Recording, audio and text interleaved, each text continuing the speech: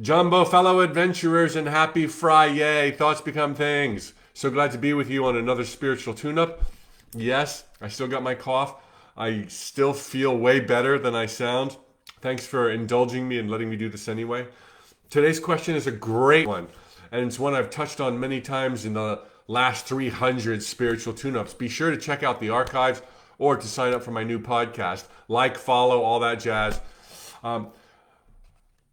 Mike, could you talk about the idea that we actually choose our parents? This is like a mind blower when you first get wind of it. I've read it in profound book after profound book where there was no agenda. Usually they were channeled, the Seth material. My favorite books are listed at tut.com under resources. That's where some of my ideas were sparked. But with a little bit of deductive reasoning, connecting the dots, it's easy to see what the truth is in virtually every case, no matter what it is you're after in terms of answers. In this case, there's the presumption, because we have only used our physical senses heretofore in this incarnation during this primitive time in space, that we are all virgin souls and that we all just showed up. That somebody fell in love and there was a conception and God was like, next! And then somebody threw you together and boom, there you are. And everything is just so brand new and so first time. But when you understand, oh come on, this is going to shatter that, that time is an illusion. This is known science. Time is an illusion. That everything's happening in an eternal now. Because we can't wrap our heads around how we experience simultaneosity on a linear timeline doesn't mean we can't deduce that we are doing it and that it's serving a purpose and that it creates adventures during which we love and are loved. We follow our hearts. We're terrified. We discover our power. We see life's beauty, and then we wake up in the palm of God's hand. It's like everybody wins in this great charade where we temporarily forget who we really are. Eternal beings of light and God particles careening through the cosmos because we wanted to, because we could, because why not? It's there. We're forever beings. And so, with the truth at hand, there was no time when you weren't, and then suddenly you were. There's no virgin souls. If you will, we're all pure God particles, God divided into a zillion billion particles. And so as long as there's been divine intelligence, if you will, certainly not a God of religion, that's not what I teach, but very similar in some ways. As long as there has been divine intelligence, which is always, because now we're talking about a timeline, which is illusionary, there was you and me. And so, in this soup of eternity, we decided to get our groove on, learn some lessons, forget that we're really everywhere, always at once. And it was like, oh, there's a planet down there that's really juicy and really cool people are going there and they're learning the kind of stuff that I would love to learn. Let's see, what are my options? Who's falling in love? What are the probabilities? What are the trajectories like? And there's nothing destined, but there's always probabilities. And those can be turned upside down in a heartbeat. So you look and you plot and you have guides and you are loved and you have angels, as do the people who are looking for kids, because just as we pick our parents, so do our parents pick us. And it doesn't mean that there's always a huge, profound, deep, loving reason other than the love of adventure. Somebody might just be, pregnant because they're experiencing those splendors without forethought or afterthought, and so there's a channel for a baby to come through. Hey, who wants to come here? There's not going to be a lot of guidance. You're probably going to be put up for adoption. Might even be an abortion. But you're a forever being, so sign up. And if this fits the bill for you, you're like, God darn, if I go there and I'm not guided, I'm going to stand on my feet quicker. If I'm not guided, I'm going to go within quicker. Hey, these people over here weren't guided, and look how successful they've been. These people over there, they had a silver spoon born in their mouth, and they didn't really learn that much. There's always exceptions. There's no rule. So you check out all of your options, and you choose the kind of parents, the kind of stage that's best suited for where you're at. And those parents have to say, yeah, that's cool with me, or no, that's not cool with me. No, we're not going to get along. You're not my cup of tea. Or they may abdicate the decision entirely, and you come through and you're put up for adoption. Even adoptions, and not to say even, all births are a mutual consensus of probabilities and highest, greatest desires. You could well be knowing that you are likely to be put up for adoption, and you could well know exactly who is likely going to adopt you. And you could be like, I'm going to sign up for that incarnation. Now, of course, things can change. Even if you were born of loving, blood-inspired DNA parents, the agendas get turned upside down.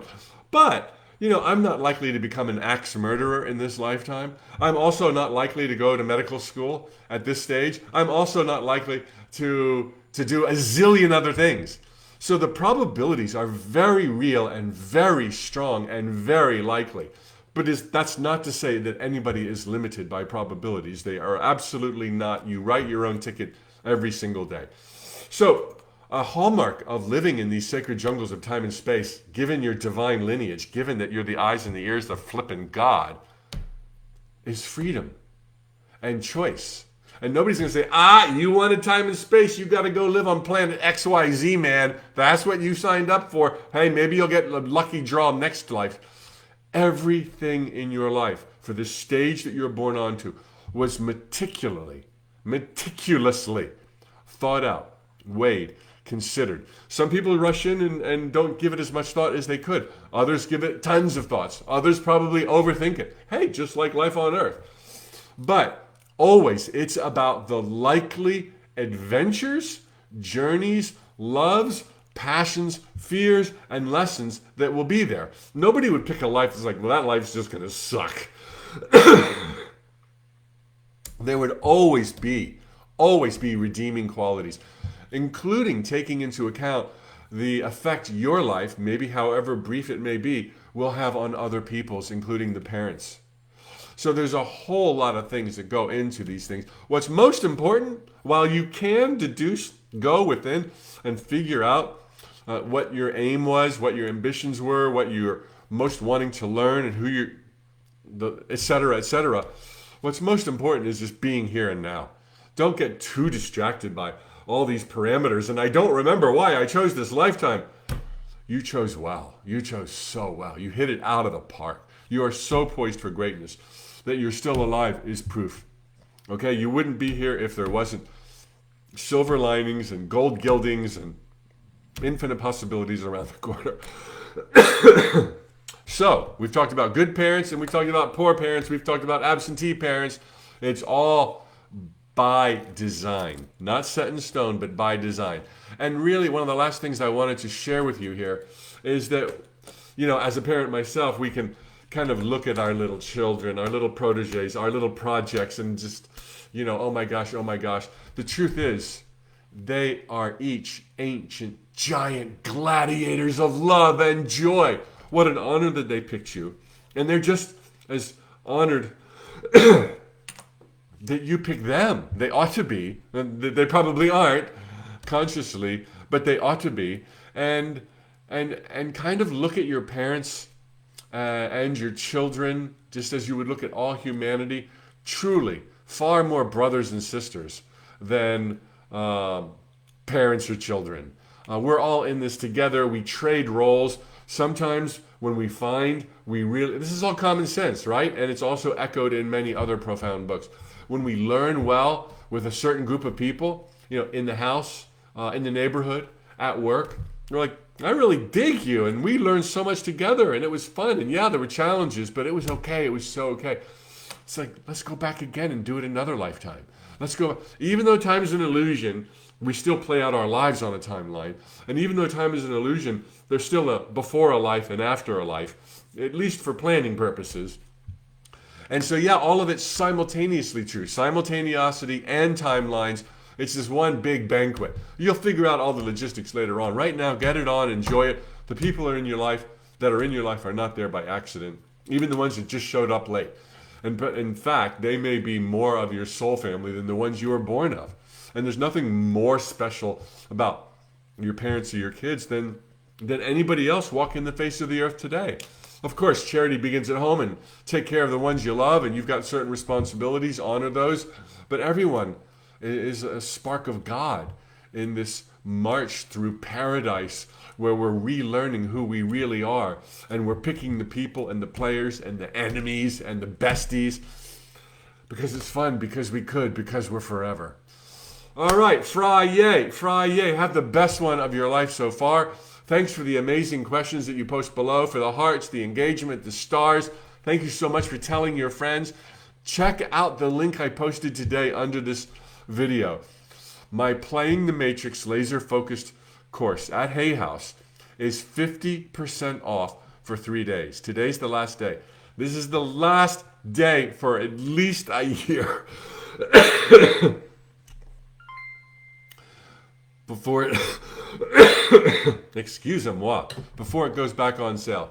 50% off. Today's the last day. Playing the Matrix for love, relationships, rekindling, finding, starting late, starting over, all about relationships at Hay House, okay? So check it out. Swipe up on Instagram. You'll see the link, relationships. Today's the last chance. Highly, highly, highly recommend it. And if you miss it today, buy it at full price. It's cheap. Could change your life. Thank you for letting me do this, everybody. Hasta pronto. Hasta luego. Te amo. Adios.